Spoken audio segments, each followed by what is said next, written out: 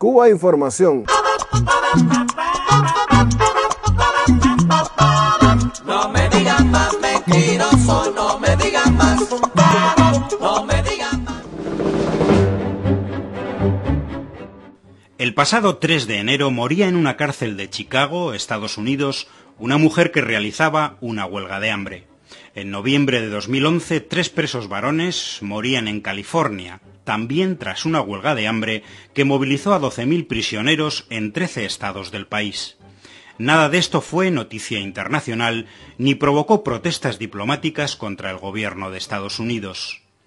El pasado 19 de enero fallecía en Santiago de Cuba el recluso Wilmar Villar Mendoza. Inmediatamente los medios internacionales divulgaban la versión de la llamada disidencia cubana vinculada al gobierno de Estados Unidos. El recluso habría fallecido por una huelga de hambre en protesta por haber sido encarcelado tras participar en una manifestación pacífica. Esta versión era repetida hasta la saciedad en todos los medios. Era su protesta por la condena de 4 años de prisión impuesta tras una marcha opositora. Fue detenido durante una manifestación pacífica. Por una pena de cárcel de 4 años a la que fue condenado por sus actividades políticas. Participaba en una manifestación en contra del régimen. Fue detenido y acusado de desacato a la autoridad y tras ser condenado a 4 años de prisión, Villar comenzaba una huelga de hambre en señal de protesta. Esta información es absolutamente falsa. Wilmar Villar Mendoza fue detenido en julio del pasado año por la agresión con lesiones a su esposa, tras una denuncia realizada por la madre de esta. En el momento de la detención, Villar agredió con violencia a los agentes y en noviembre fue condenado a 4 años de prisión por los delitos de desacato, atentado y resistencia.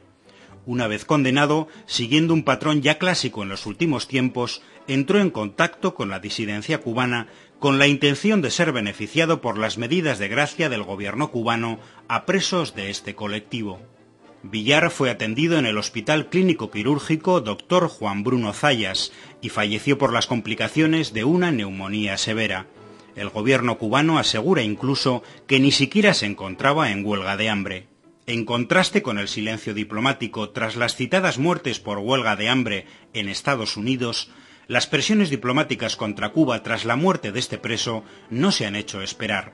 El gobierno español, por ejemplo, exigía al cubano liberar a todos los presos políticos. Hacer un emplazamiento a las autoridades cubanas para la liberación de todos los presos políticos. Debemos recordar que Amnistía Internacional reconoce como presos de conciencia solo a 3 personas en Cuba, y lo hace en un comunicado publicado, por cierto, al calor de estos últimos acontecimientos, ya que la ONG no reconocía ningún preso de conciencia en la isla desde la última excarcelación en marzo de 2011.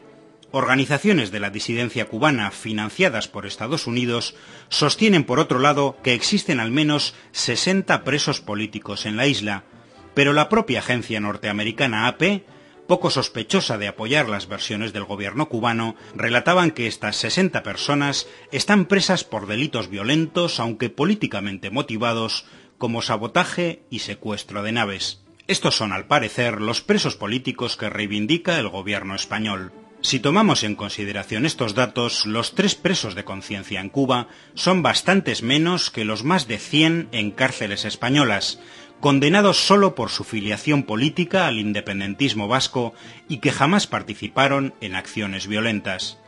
También habría que recordar que en julio de 2011 fallecía en la cárcel de Teruel, en España, un preso tras 5 meses en huelga de hambre. Su muerte no produjo denuncias diplomáticas y los escasos medios que informaron de ello lo hicieron de manera escueta y oficialista.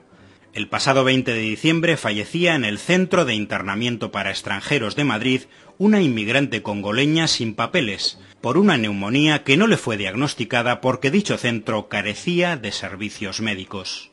Por todos estos hechos, el gobierno cubano no ha dirigido ninguna nota de protesta al gobierno español. ¿No es hora de que comience a hacerlo?